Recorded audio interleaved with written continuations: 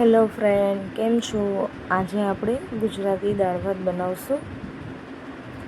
તેના માટે મેં એક કુકરની અંદર દાળ લીધી છે, તુવેરની દાળ અને થોડી એવી મગની દાળ ફોતરા વગરની તેમાં મિક્સ કરી છે. અને એક કઢાઈમાં ચોખા લીધા છે. ચોખા અને દાળને બેયને 2-3 પાણીથી સરસ ધોઈ નાખવાના છે.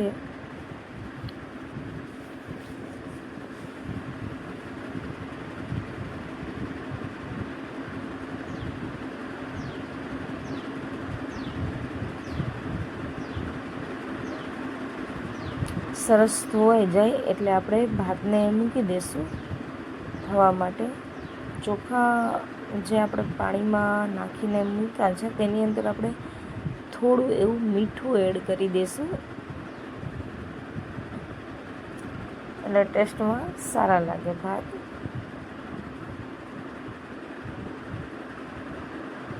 ત્યાર પછી દાળમાં આપણે સ્વાદ મુજબ મીઠું, હળદર અને ગળપણ માટે ગોળ નાખ્યો છે.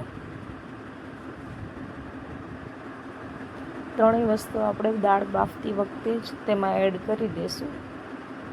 અને જો કોઈને સિંગદાણાવાળી દાળ ભાવતી હોય તો બાફવામાં અત્યારે સાથે જ સિંગદાણા આપણે એડ કરી દઈશું. અત્યારે મેં એડ નથી કરેલા, પણ તમે કરી શકો છો. ત્યાર પછી કુકર બંધ કરી અને 4 થી 5 વિસલ થવા દઈશું.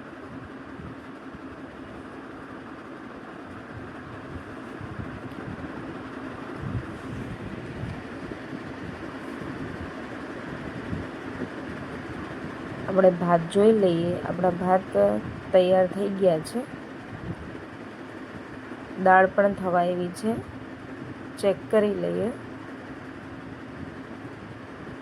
જો ફ્રેન્ડ, આપણી દાળ એકદમ સરસ ચડી ગઈ છે. હવે બ્લેન્ડરથી ક્રશ કરી લેશું.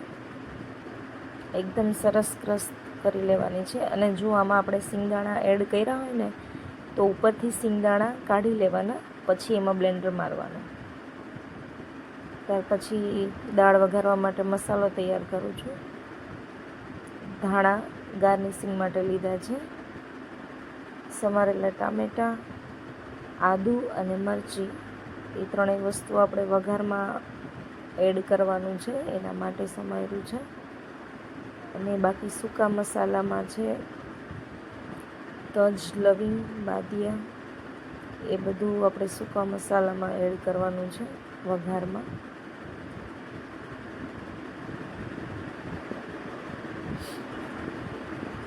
લીલા લીમડાના પાન પણ લીધા છે. હવે એક કઢાઈમાં તેલ મૂકશું. આપણું તેલ ગરમ થઈ જાય એટલે એમાં રાઈ, જીરું બે સાતરશું. રાઈ જીરું સતરાઈ જાય એટલે એમાં સૂકા મસાલા તજ, લવિંગ, બાદિયા અને લીમડાના પાન એડ કરી હલાવશું. અને ત્યાર પછી સમારેલું ટામેટું, આદુ અને મરચી એડ કરી સરસ મિક્સ કરી દેવું. થોડીવાર ટમેટું અને મરચીની બધી વસ્તુ ચડી જાય ત્યાં સુધી એને થવા દેવાનું છે. ત્યાર પછી મસાલામાં આપણે લાલ મરચું પાવડર અને ધાણા જીરું પાવડર એડ કર્યો છે. થોડો એવો ગરમ મસાલો એડ કર્યો છે. ગરમ મસાલો તમે જો ખાતા હોય તો તમે નાખી શકો છો, બાકી સ્કીપ પણ કરી શકાય છે.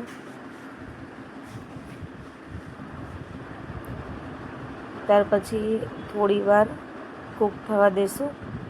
ત્યાર પછી આપણે બીજા ગેસ ઉપર દાળ જે ગરમ ઉકળવા મૂકેલી હતી એ દાળ એમાં એડ કરી દઈશું.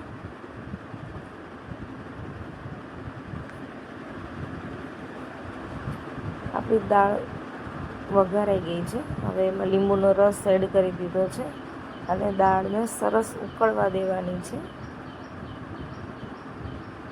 દાળ એકદમ સરસ ઉકળી જાય